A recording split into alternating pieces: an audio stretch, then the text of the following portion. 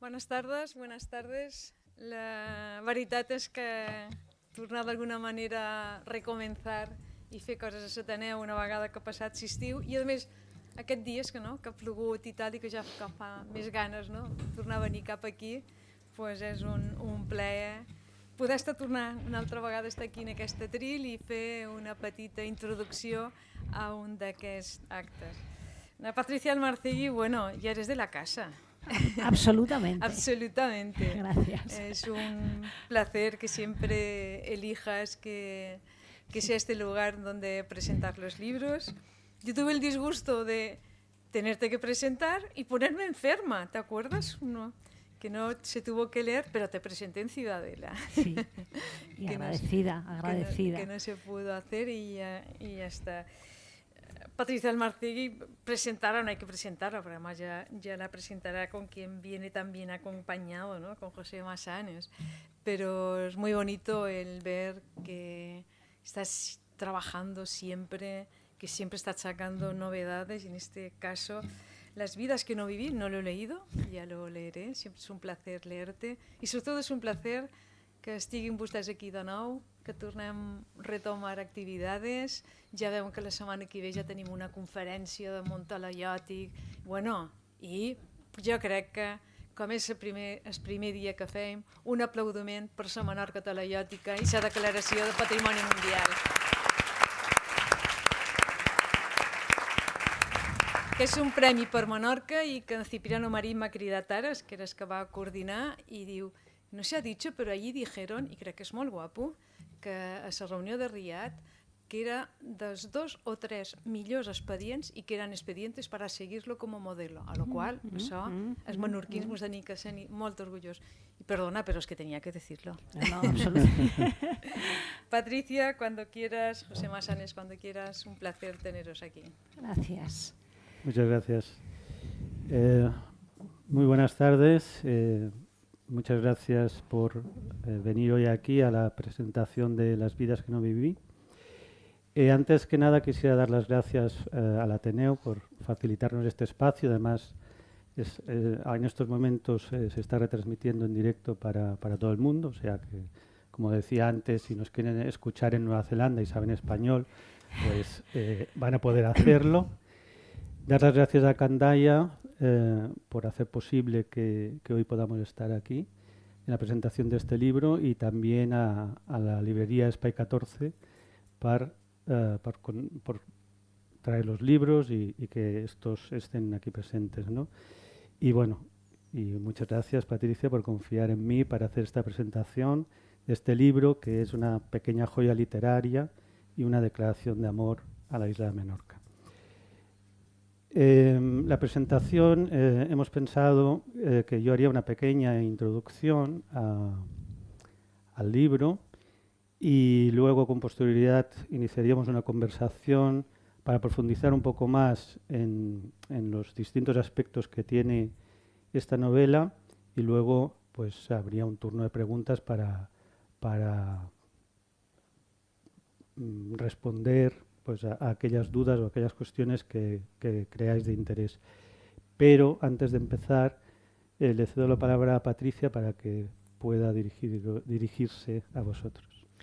Bueno, pues yo quiero agradecer a todos y todas que hayáis venido hoy, que acompañéis este encuentro, este libro, esta conversación, por supuesto, al Ateneo, a Espai 14, a ti, Josep, que va siguiendo el camino y el camino de Candaya, que tan generosamente estás aquí y siguiendo esas escrituras. Y bueno, y luego decir que simplemente que también no ha podido venir la editora de Candaya, recordarla siempre a Olga y volver a recordar a nuestro querido editor Paco, que falleció de pronto súbitamente el 30 de enero y que, bueno, que probablemente también estaría hoy aquí y compartiendo esa isla, que aún tuvieron tiempo de venir los dos juntos y disfrutar también, por ejemplo, de Son Catlar, que me estoy acordando ahora mismo. Así que no quiero decir nada más y ya te paso lo que quieras comentar. Bueno, lo primero sería deciros, como modo de introducción, la pregunta sería ¿de qué va las vidas que no viví? Y así, muy sucintamente, Las vidas que no viví es una novela, como ya hemos dicho, publicada por la editorial Candaya, una editorial especializada en literatura española, que cuenta la historia de Ana y Pari, dos mujeres unidas por la isla de Menorca. La primera regresa a la isla que la vio nacer y la segunda huye de Irán. Esto como simple introducción. Pero antes de continuar, si me lo permitís, y para situar la obra de Patricia, me gustaría leeros lo que ha dicho Jacinto Antón, un mítico periodista del País, sobre la obra de Patricia Almarcegui. Dice así: Patricia Almarcegui es una de las voces más sensibles y hermosas en nuestro país. Sus libros, imbuidos de una arrebatadora melancolía, poseen una altísima calidad literaria. Bueno, dicho esto, ¿quién es Patricia Almarcegui?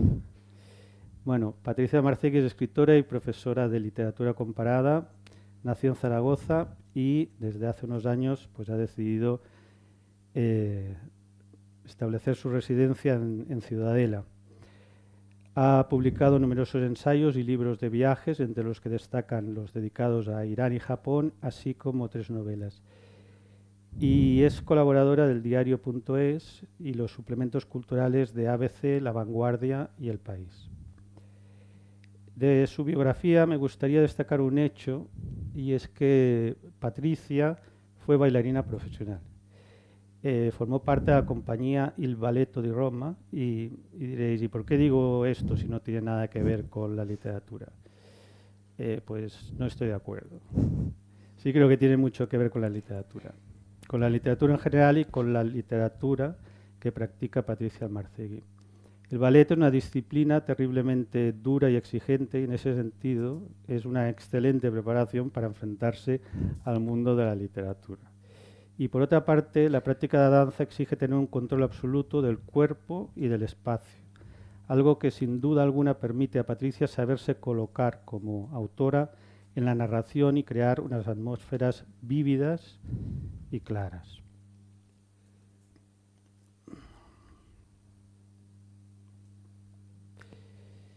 Bien, antes de hablaros de la trama del libro, me gustaría explicar un poco cómo está organizado, cómo se estructura el libro. Las vidas que no viví es una novela corta, dividida en 3 partes. La primera parte está dividida en 4 capítulos, la segunda en 14 capítulos y la tercera en 3 capítulos. Todos los capítulos son muy cortos, ¿no? Y los cuales además están divididos en pequeñas escenas. En este sentido, la autora no tiene ningún reparo en que estas escenas en ocasiones puedan llegar a ser incluso de 1 o 2 líneas. En cualquier caso, normalmente estas escenas son de un único párrafo. Las vidas que no viví es una historia que comienza como la Odisea, comienza in media res. Una historia que se demora en ir hacia adelante, que nada más empezar mira hacia atrás y solamente después de mirar hacia atrás se decide a dar pasos firmes hacia el futuro. Es un texto que en ocasiones se detiene en el presente y en una descripción de aquello que nos rodea, de aquello que hacemos, casi como si fuese un dietario. El libro, como digo, está dividido en 3 partes. Cada una de ellas se encabezan con una cita. Una de ellas es de Eduardo Ruiz Sosa, autor creo que sobradamente conocido, autor de Candaya, pero las otras 2 son de Forugh Farrokhzad, Muy bien. una poeta y cineasta iraní, poco conocida en España, que murió muy joven y que podríamos decir simboliza el deseo de empoderamiento y liberación de la mujer. En el tema de las citas, indicar también que el capítulo 2 termina con un poema de María Mercè Marçal. Bueno, la trama, digamos.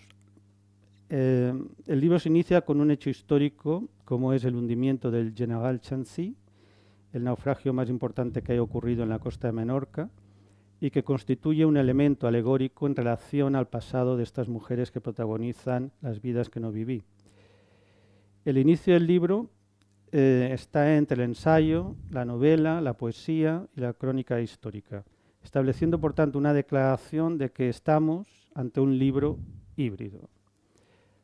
Un estilo inicial que recuerda vagamente al Saint-Louisais Ses Noteboom, como al ya citado Jacinto Antón.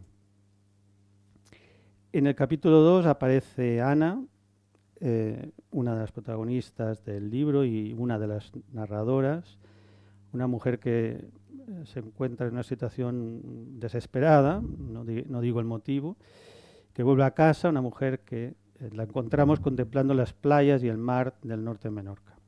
Y lo primero que se encuentra al venir aquí es con el problema de la vivienda, y es el motivo por el cual marcha a vivir con unos amigos que han ocupado un antiguo hotel abandonado. Y en el capítulo 3 entra en escena la otra protagonista de la novela, también narradora, Pari, una mujer iraní, una mujer que desde el primer momento ya es descrita con atributos de modernidad.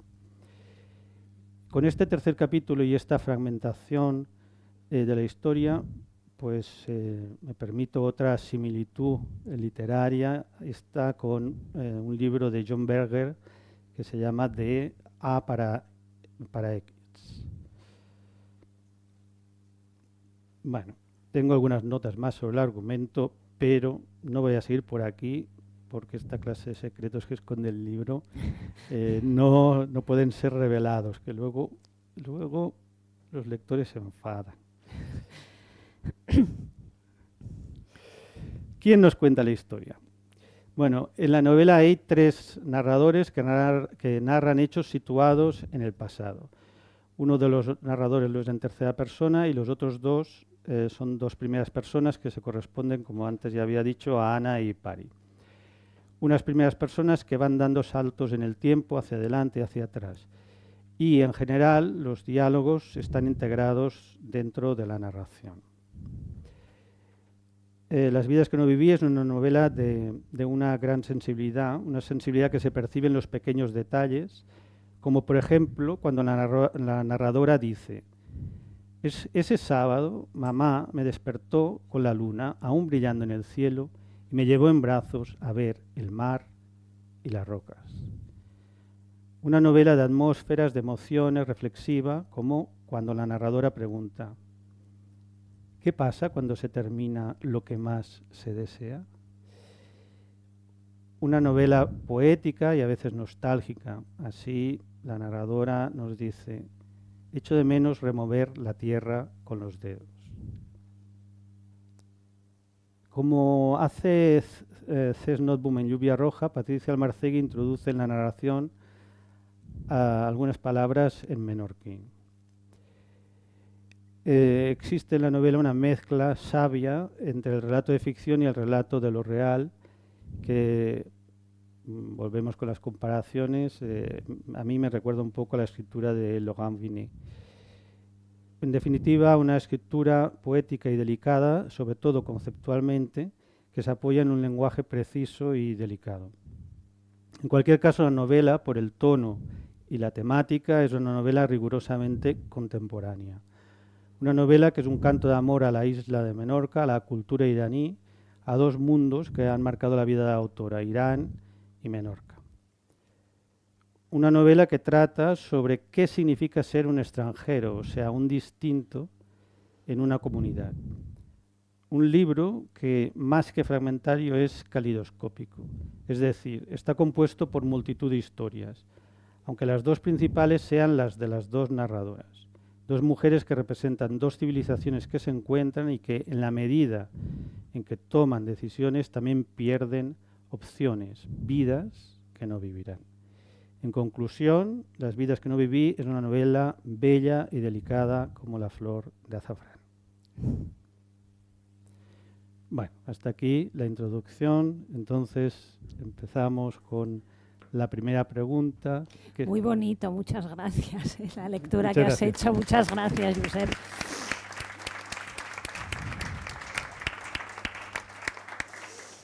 Muchas gracias.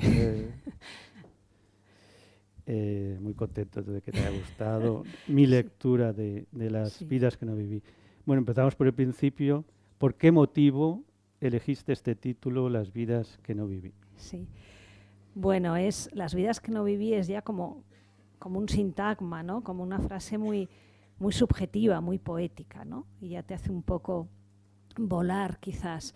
Pero ese título, que es un juego casi lingüístico, tiene que ver con las dos protagonistas, ¿no? Con Ana y Pari, que son dos, pero que, o como ocurre en la literatura, en sus dos voces están incluidas, ¿por qué no?, todas las mujeres del mundo, quizás, ¿no? O al menos esas 30 entrevistas que fui haciendo en un largo periodo de tiempo, preguntándoles cosas, siempre las mismas, a mujeres de diferentes generaciones, de diferentes países, ¿no? Entonces, bueno, alude a las dos protagonistas y a las vidas que no podrán vivir. Pero también diríamos que, en negativo, aluden también a las vidas que han vivido, ¿m?, y a las vidas que han elegido, porque esto me importaba en esta novela. Son dos mujeres que también deciden lo que quieren vivir, ¿no? Y bueno, cuando decides lo que quieres vivir, también muchas veces tienes el derecho a olvidar lo que has decidido vivir, ¿no? Y eso también está en la novela. Yo abogo por decidir y olvidar las cosas que queremos olvidar de nuestra vida. Vale, esto se hizo, esto acabaron y ya vale, ¿no? Entonces, esas dos mujeres pues son, ¿no?, lo que no vivieron, lo que vivieron y lo que eligieron, ¿no? Ese es un poco el título, que muchas veces dicen, ¿son las vidas que no has vivido tú? Digo, no, alude obviamente a las dos protagonistas, es lo primero que te dicen, ¿no? ¿Son las vidas que no has vivido? Digo, no, son las vidas, en fin, es ese juego literario, pero alude a todas esas vidas vividas, no vividas, elegidas y decididas y perdidas también de estas dos protagonistas. Bueno, la siguiente pregunta sería, ¿cuál es la tesis central y qué pretendes defender con la escritura de este libro? ¿Qué ideas querías dejar grabadas en la mente del lector? Bueno, yo hablar de una tesis me parecería así bastante grande, enorme, no era mi intención, ¿no? No sé qué he querido con este libro, ¿no? Este libro trata de muchas cosas, hay muchas cosas allí dentro, pero lo que sí que quería, desde luego, era, ojalá, y es una cosa que me importa en la literatura, poder devolver el tiempo real, ¿no?, de lo que les ocurre y han vivido las protagonistas, ¿no? Es decir, que el lector, cuando esté leyendo, pueda asistir a ese tiempo cero que dicen de lo que ocurría. Están presentes y están enfrente de las protagonistas, ¿no? Y para eso pues hay que crear unas atmósferas, unos ambientes, unas voces, y bueno, pues la verdad es que sí que me gustaría que una vez que lo haya leído el lector, pues haya pasado de nuevo o no por Cala Morel, haya visto los 14 verdes, que creo que hablo en la segunda o tercera página que tiene la isla, haya escuchado algo de poesía iraní y bueno, haya asistido a la vida de estas protagonistas. Eso es un poco lo que querría, ¿no? Y lo otro, pues ya son muchas pequeñas cosas que yo creo que la lectura y el lector se va a ir dando cuenta y las va a ir extrayendo de esa idea, pues que has hablado tú, desde lo que es ser huésped, lo que es ser extranjero, lo que se necesita, lo que se necesita olvidar, ¿no?, lo que son las pérdidas en la vida y lo que es la relación con los lugares. A mí creo que los lugares determinan también la escritura, los lugares donde se escriben determinan las voces de los escritores y bueno, por allí va un poco lo que yo quería con esta novela tan femenina también, ¿no? Bueno, esa es la siguiente pregunta. ¿Es Las vidas que no viví una novela femenina y por qué? Bueno, femenina es muchas cosas, pero bueno, es lo que he comentado al principio, ¿no? Parte un poco, es una novela que empecé hace 5 años, es el resultado del tercer manuscrito, los otros 2 he desechado, incluso una personaje, ¿no?, que está fuera totalmente. Y es un libro que quería yo un poco, pues hace unos 5 años, ver de qué manera me podía situar yo con la generación que soy, una generación muy ¿no? Entre dos generaciones, y cómo me quería situar como escritora y como mujer frente a lo que estaba ocurriendo con el Me Too, con el feminismo y la manera en la que ya todas estas, todo por fin ese feminismo y esas defensas habían pasado de la mujer, estaban ya en un primer plano y a un nivel mediático, ¿no? Y quería ver un poco cómo trabajar sobre eso, y entonces lo que decidí un poco hacer fue, escuchar a las mujeres que me rodeaban, a las mujeres que iba conociendo en diferentes viajes, y hablarles y preguntarles bastantes cosas. ¿Cuál fue la pregunta que hice a esta treintena de entrevistas? Un poquitín más siempre. Bueno, tenía que ver con los momentos en los que se habían sentido ellas como mujeres en inferioridad de condiciones, ¿no? Y charlando pues salieron cosas absolutamente provocadoras, nuevas, impresionantes, ¿no? No les quiero decir lo que puede hablar una mujer, que se lo pueden imaginar, de 75 años ahora mismo de Menorca, respecto a cómo ha sido su situación familiar, sentimental, laboral, o una mujer en Irán, o en Japón, o en Francia, ¿no? Entonces, a partir de esas entrevistas, sí que he intentado construir, una vida de dos mujeres, como he dicho al principio, que estuviera contenida en ellas, pues estas acciones, estos temas que leía y estas cosas que quería plasmar de muchas otras mujeres. Entonces sí, es una novela femenina, que habla de lo femenino, por supuesto feminista en otras ocasiones, pero que tiene que ver con esa condición de la mujer y de las mujeres, y también tiene que ver con cosas como, por supuesto, pues la maternidad, en fin, con cosas que van apareciendo en la novela. Bueno, diría que en la novela hay una gran voluntad para elegir el tono adecuado para contar la historia. Entonces, ¿cómo lo haces para elegir, para encontrar ese tono? Ya has dicho que has escrito 3 manuscritos. Sí, es muy complicado. Quizás ha sido de las cosas más complicadas, porque también son las cosas que más me interesan o me han interesado en los últimos 2 o 3 años, ¿no? El tono de la novela. ¿Y cómo se consigue? Pues escribiendo mucho y tirando mucho, ¿no? Tirando, rompiendo, escuchando, dándote cuenta de que no es lo que buscas, ¿no?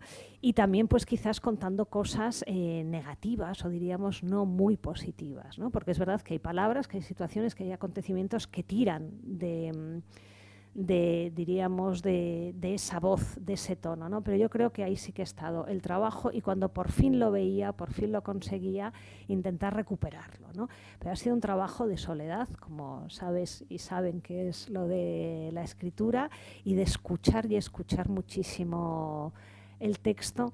Y también puedo decir que el tono lo encontré igual hace ahora 1 año, para sobre todo la parte más cronística, y la verdad es que también yo creo que ese tono entró, pues por una catástrofe que había pasado, una catástrofe que tiene que ver con la isla natural que había pasado, que habíamos sufrido, y entonces pasó por allí, ¿no?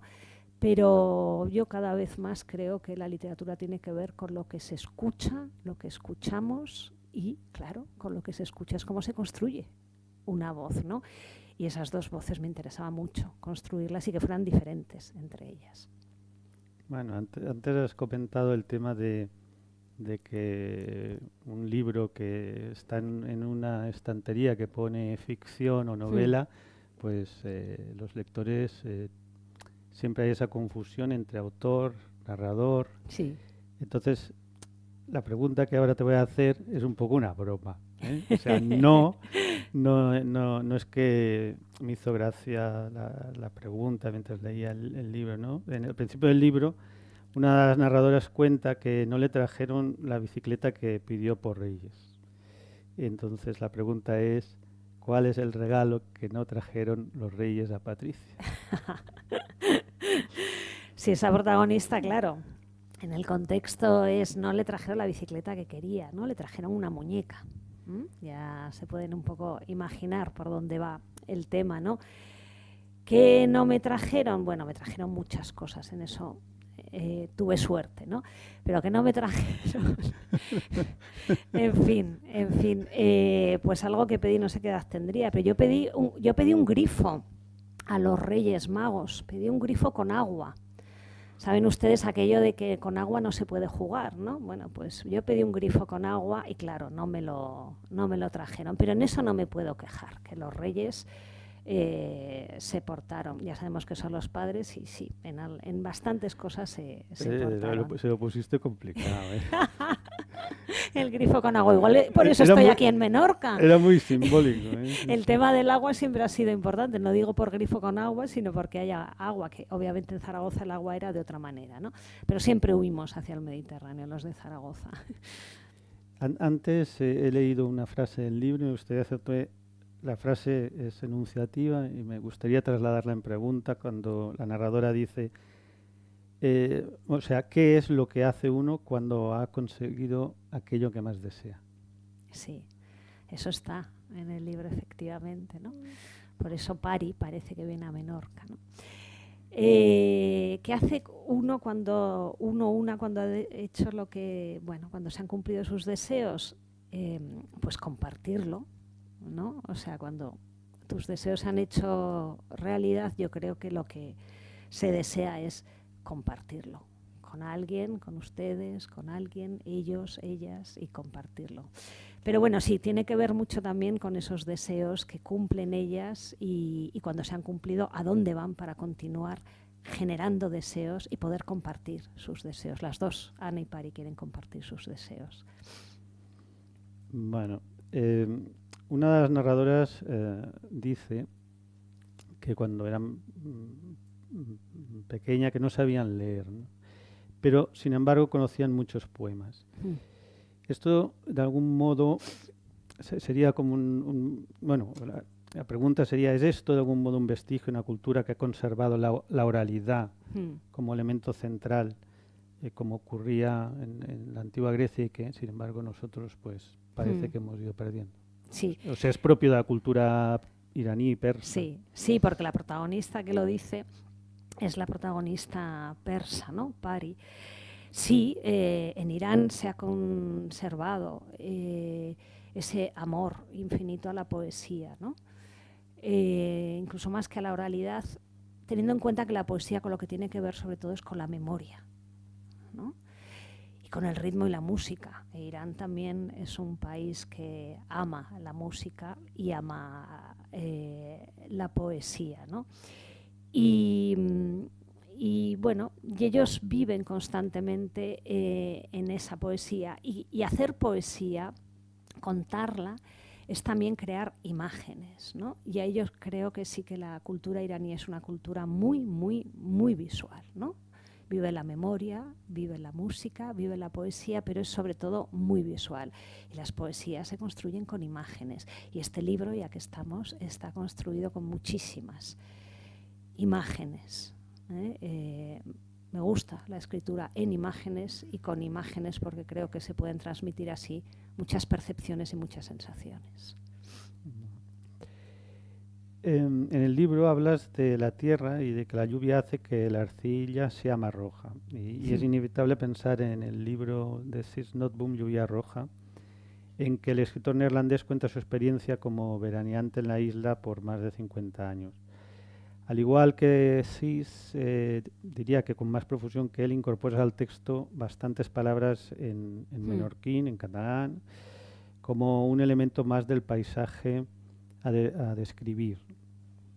¿De qué modo nos define la lengua? Es curioso porque lo de los términos que he introducido en catalán, en menorquín, que además ha sido decisión que no estén en cursiva, como tendrían que estar en principio, diría la academia, ¿no? Es algo que está siendo así, bueno, que se comenta, ¿no? Que se comenta más, no que no estén en cursiva, sino un texto plagado de como queramos llamarlo, catalanismos, menorquismos, como queramos, ¿no? Entonces, bueno, la lengua, no sé si la lengua nos define, que sí que nos define, pero a mí me gustaría pensar que las lenguas nos definen, ¿no?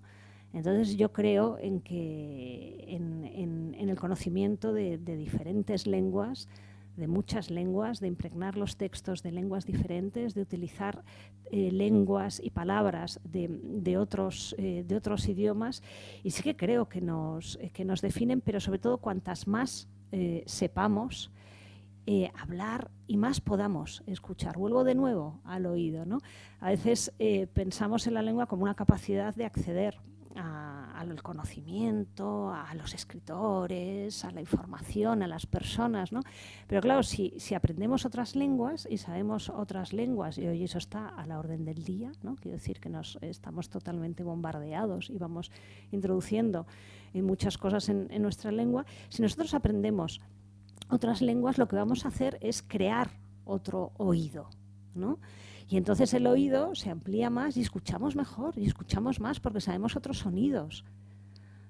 Entonces, bueno, eso tiene que ver con la lengua, y yo creo que lo mejor es saber muchas lenguas, utilizar diferentes lenguas en diferentes registros, y entonces eso va a hacer que escuchemos más y que creemos una percepción más abierta, ¿no? Que las cosas no nos sorprendan tanto, ojalá no nos sorprendan tanto y las hagamos también más nuestras. En el libro se habla de la vida en el campo, y una de las narradoras explica cómo plantan un campo de azafrán y el primer año las ratas se comen los bulbos. El siguiente año los conejos se comen las flores. Siempre se ha dicho que los tiempos, la perspectiva del tiempo es distinta en la ciudad que en el campo.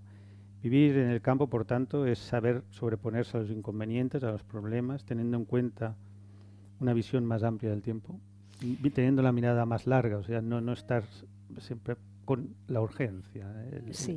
Sí, yo creo que sí, ¿no? A mí me ha pasado, y posiblemente a ustedes también. Vivir aquí en la isla hace que el tiempo se dilate. Yo hablaría de una dilatación del tiempo, ¿no? Te fijas más en las cosas. También hay una relación mucho más potente con la naturaleza, con lo bueno y con lo malo de la naturaleza, ¿no? Y entonces el tiempo se dilata, ves cómo se cambian las cosas, cómo transforman, cómo crecen las plantas, cómo se crean huertos, jardines, ¿no? Cómo se producen los cambios atmosféricos, climatológicos, en fin. Acabamos de volver de un viaje, menos mal, de vacaciones, ¿no? Y puedo decir que durante muchos días yo no me he fijado cómo estaba la luna, ¿no?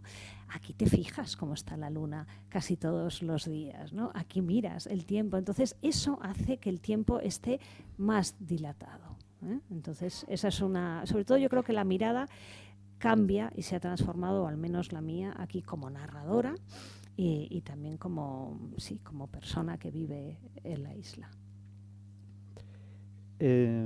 Bueno, como veis, por las preguntas y por las respuestas, pues la novela tendrá una tesis central más o menos, pero evidentemente hay muchos temas o muchas cuestiones que engloba, ¿no? Entonces, en la novela, por ejemplo, después de un incendio terrorista, los padres le dicen a su hijo, testigo de los hechos, que no diga nada en una muestra de saber popular. Es decir, que no lo comunique a la policía y que no diga lo que ha visto, ¿no? El saber popular a veces va contra el sentido de la justicia, o es que tenemos un concepto equivocado de la justicia. Sí. Alude a esa tercera voz del libro, la parte más cronística en tercera persona, ¿no? En el que cuento una serie de acontecimientos históricos de Menorca, pero también una serie de acontecimientos históricos de Irán, ¿no? Entonces, los de Menorca los vamos a reconocer, pero los de Irán posiblemente nos sorprendan, porque ahí sí que he intentado que haya cosas que se conocen menos, ¿no? Y aludo a un incendio del cine Rex en la ciudad de Abadan, que posiblemente fue el acontecimiento que hizo que saltara la revolución. Fueron muchos acontecimientos, pero ese acontecimiento hizo saltar la revolución, y lo narro y lo cuento aquí, ¿no? Entonces, ese saber popular, ese saber tradicional, la tradición, bueno, es algo que puede ir cambiando y modificándose con el tiempo. Entonces, quiero decir, ¿qué tradición queda, ¿no? La tradición sirve, y en el caso de Irán, que imagino que la pregunta que haces está relacionado con Irán, bueno, la tradición desgraciadamente es aquello que hace ahora mismo en el país de Irán, y sobre todo a partir de la revolución, la tradición hace que se prohíban cosas o que se crean que hay cosas prohibidas desde un punto de vista del Estado y del gobierno, pero que no están prohibidas, pero que por tradición es mejor no hacerlas. Y así hay un montón de cosas, ¿no? Que dicen no se puede ir al fútbol, las mujeres no pueden ir al fútbol, en fin, un montón de cosas, ¿no? Que no están prohibidas porque no hay una legalidad que las prohíba, pero que sin embargo por tradición no se pueden hacer. En todo caso, la tradición cambia, incluso en el Irán contemporáneo, incluso, dejemos el incluso, está cambiando, pero bueno, no es el tema aquí de lo que está sucediendo ahora mismo en Irán. Una de las protagonistas de la historia es una mujer fuerte, pero que las cosas le van a la contra, no tiene suerte, no ha tenido suerte en la vida, ¿no? No le funciona el matrimonio, tiene que hacerse cargo de los hijos, está enfrentada a la familia, a la sociedad, es estafada con su negocio. ¿Se puede decir que cuando las cosas van mal solo pueden ir a peor? No. No, además yo creo que en el caso de las dos protagonistas hay caídas, recaídas, ¿no? Ascensos, bueno, la vida misma de ellas, alegrías, melancolías, decisiones, ¿no? Entonces, no, las cosas cuando van mal no pueden ir a peor, ¿no? Eso lo dejamos allí y lo dejamos allí. Vale. A ver, en la novela una de las protagonistas es una inmigrante y la otra protagonista es alguien que vuelve a casa después de muchos años de vivir fuera. Entonces, ¿qué significa vivir en una comunidad ajena? ¿Qué significa volver a casa? ¿El que vuelve a casa es un hijo pródigo o no? En fin. Bueno, el hijo pródigo siempre vuelve cambiado, ¿no? Entonces, cuando se vuelve a casa, se vuelve cambiado porque has estado fuera, te has ido al exterior, has visto otras cosas, ¿no? Entonces, en los dos casos, en el caso de Pari y Ana, van a volver de otra manera. En el caso de Pari no podemos decir que vuelva a Menorca, ¿no? Recala, pasa, transita por Menorca, ¿no? Me interesaba mucho hablar de una persona iraní que decide salir voluntariamente de su país, ¿no? No porque tenga que salir por muchísimas circunstancias, ¿no? Entonces, bueno, son dos protagonistas que cambian, que la vida les va cambiando y que cuando vuelven a casa se tienen que rehacer en función de lo que ven y de los cambios, ¿no? Pero bueno, Ana, su caso es pródiga, lo ve de otra manera. Volver a casa es que también la has visto desde lejos de otra manera y quizás la quieres más a la casa, ¿no? Se me ocurre ahora con respecto a Ana, ¿no? Que vuelve con esos 35 años intentando trabajar en lo que ha estudiado, vuelve en este caso a Menorca, embarazada, además, ¿no? Para tener el hijo aquí. Y claro, quiere reencontrarse de otra manera con su casa. La vuelta a casa es un buen tema. Es un buen tema. Bueno, en la novela una de las narradoras describe una serie de acciones que realizaban sus padres y que denotaban, a su parecer, que se hacían mayores. ¿Qué significa hacerse mayor? Pues muchas cosas. Significa hacerse mayor, ser sabio. Pari va a ser una mujer sabia, ¿no? Se es sabia y sabio también por edad, ¿no? Y ahí sí que podríamos hablar que hay culturas quizás que respetan más a los mayores que otras. Allí lo dejo, ¿no? Pero bueno, hacerse mayor, hablo ya como narradora, como escritora, hacerse mayor significa quizás estar hablando mucho de las pérdidas y de las ausencias, ¿no? Y quizás en los últimos años mi literatura tiene que ver, y este libro tiene que ver, en el caso también de las protagonistas, con las ausencias y las pérdidas, lo que se va perdiendo, ¿no? Entonces yo creo que tiene que ver sobre todo con una cierta melancolía, más que nostalgia, con una cierta tristeza y sobre todo con cómo convivir con las pérdidas, sean del tipo que sea. Y dejamos para Pari lo de la sabiduría, que yo no me atrevo a hablar de ella. Bueno, uno de los temas que aparece en la novela es la destrucción de Ciudadela por los turcos.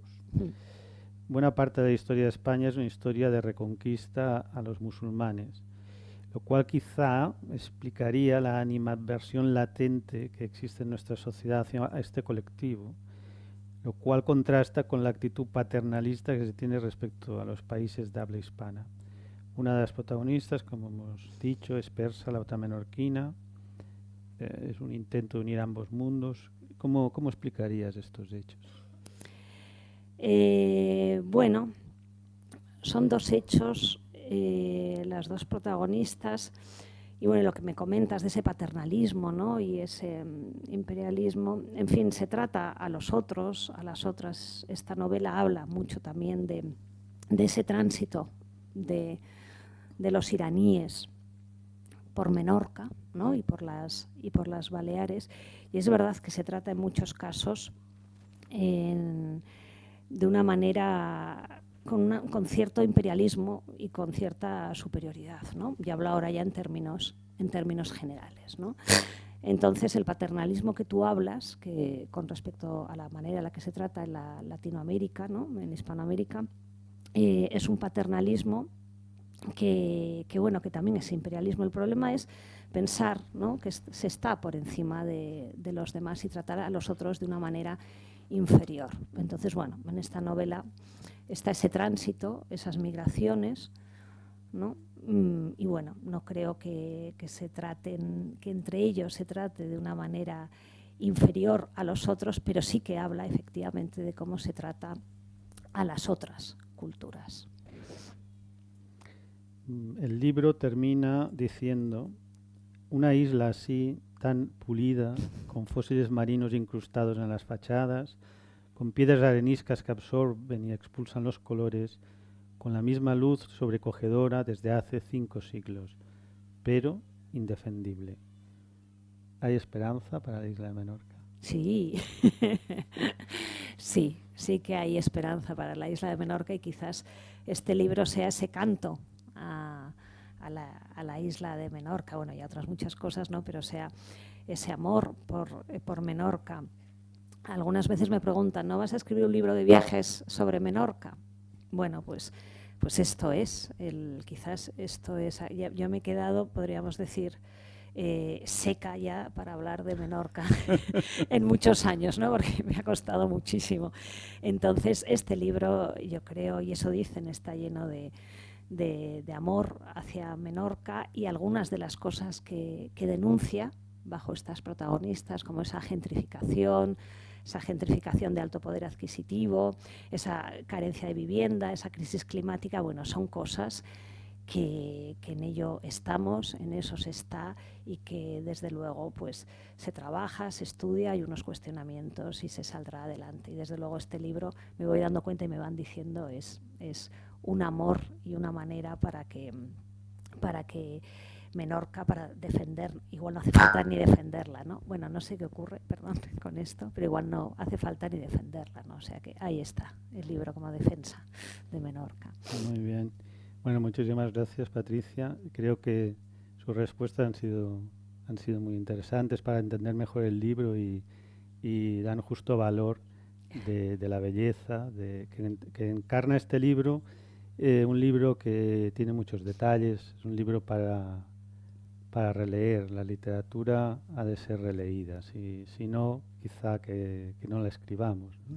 Sí. Pero antes de pasar a las preguntas, más que una pregunta te diré, ¿hay alguna cosa que quisieras contarnos de la novela? ¿Alguna pregunta que no te haya hecho? Bueno, lo que pensaba hoy, que casi siempre me olvido, es que a lo mejor podría leer algo, ¿no?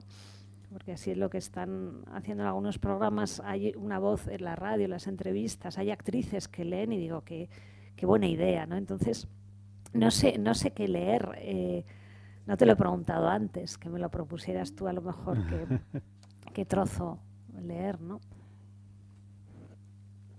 Pero bueno, lo que comentaba son 3 voces, ¿no? La voz cronística, que cuenta los acontecimientos históricos, algunos acontecimientos históricos de Menorca y algunos acontecimientos históricos de Irán, y habla en tercera persona, ¿no? Se cuentan pues esa conquista, bueno, en fin, el año de esa desgracia, el naufragio del general Chancy, ¿no? Esos 155 muertos que hubo en la costa norte de la isla, excepto un superviviente.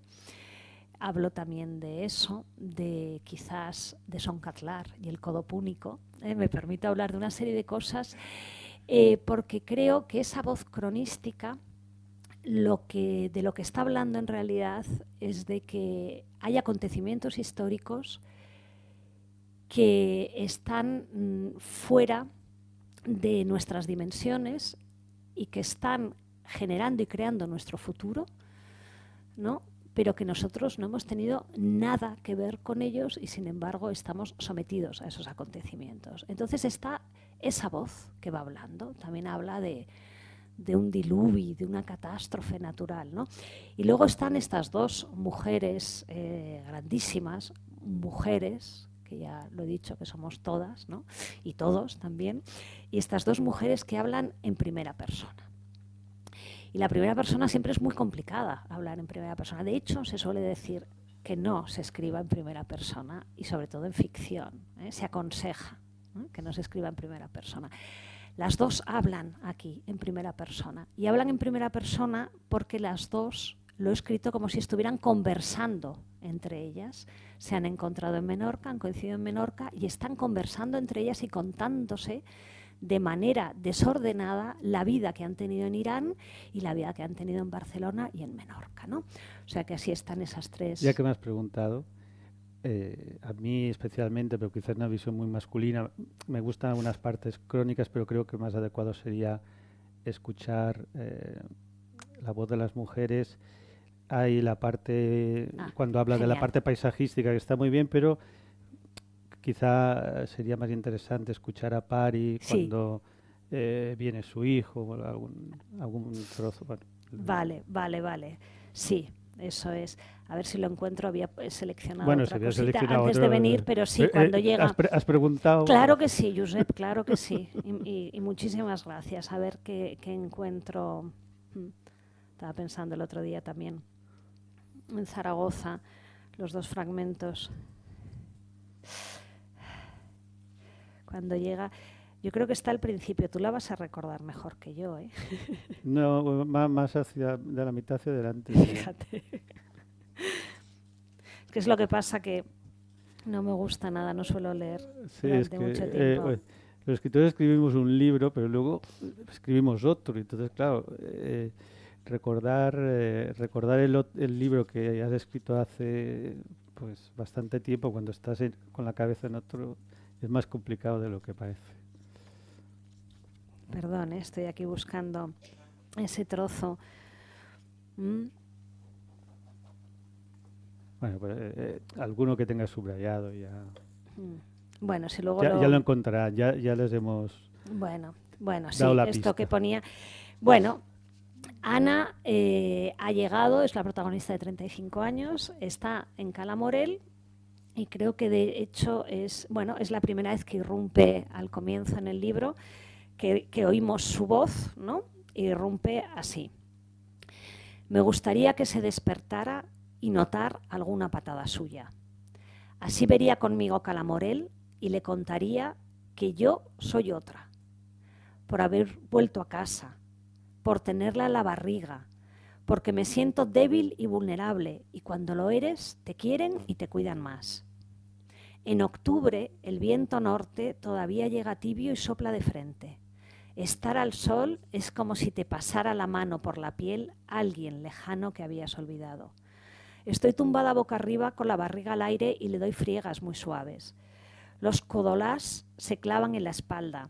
Me pongo de costado y veo las ronchas ovoideas en el antebrazo, franjas profundas y oscuras. Me gustaría bañarme, pero no creo que pueda sortear las piedras. podría caer. Desde los replans del fondo llega unos acordes, una guitarra. Primero suena una bulería y luego un trozo de algo de Bach. Alguien ríe, pide otra cosa y no espera que empiece la música. Es una voz de mujer, de soprano, clara y tibia.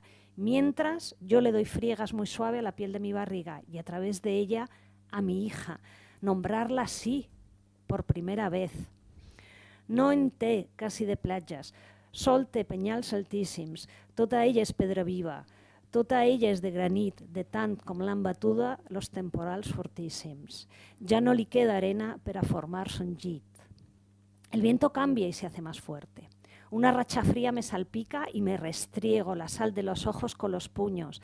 Levanto la cabeza para mirar entre las piernas y otra racha de viento oscuro trae consigo el azul profundo de la cima de la bocana de la izquierda de la cala. Entonces noto una patada en las entrañas. La guitarra puntea, alguien recita y yo me acuerdo de los únicos versos que conozco sobre estar embarazada. Ojalá vaya todo bien, he vuelto para no marcharme. Gracias.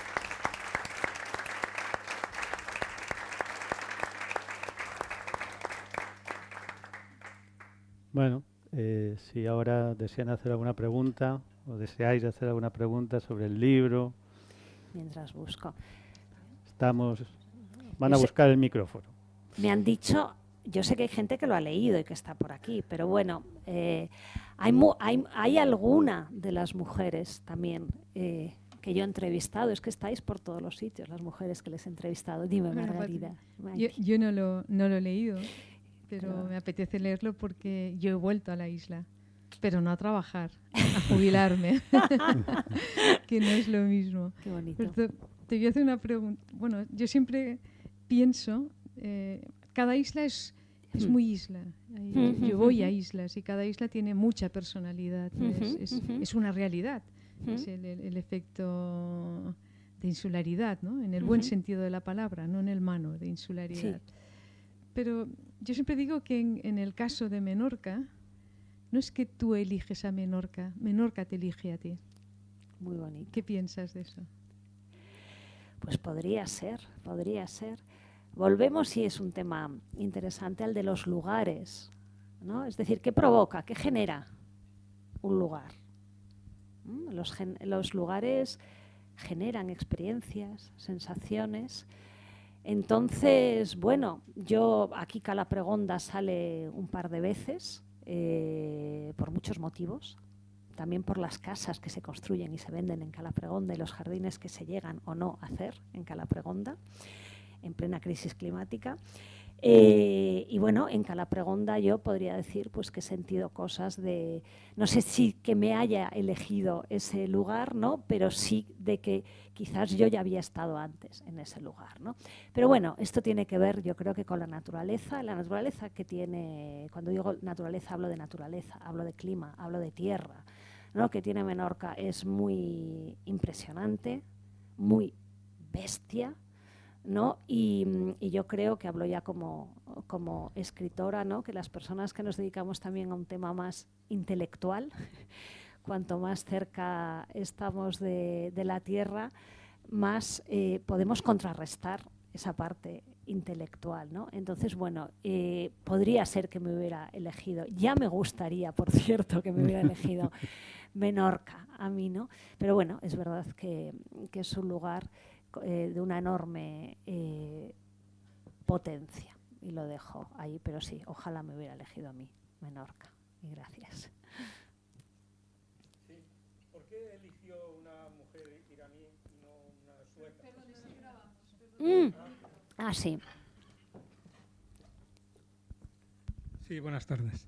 No, digo, ¿por qué eligió una mujer iraní y no una sueca, para contrastar, ¿no? Sí, con la menorquina? pues le agradezco la pregunta, porque ahora voy a decir algo que creo que no he contado, solo para la revista Zenda, que en el primer manuscrito había una mujer que era japonesa.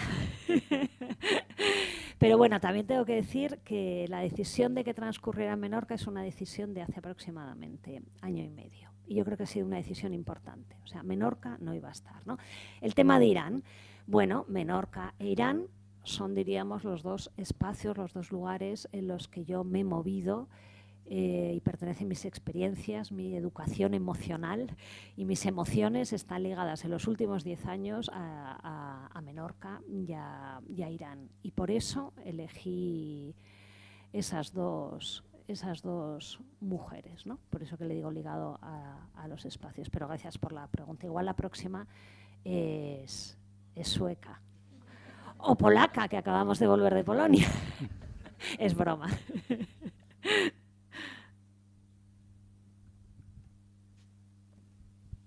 ¿Algo os anima? No se anima nadie, quería buscar yo algo de esta novela.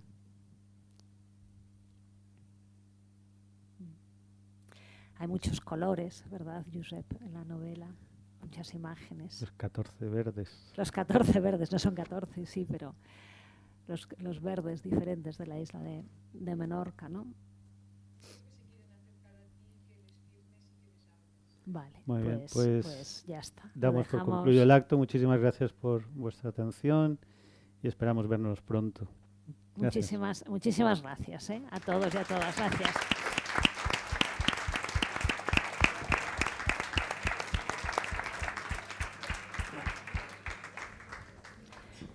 Gracias, Josep.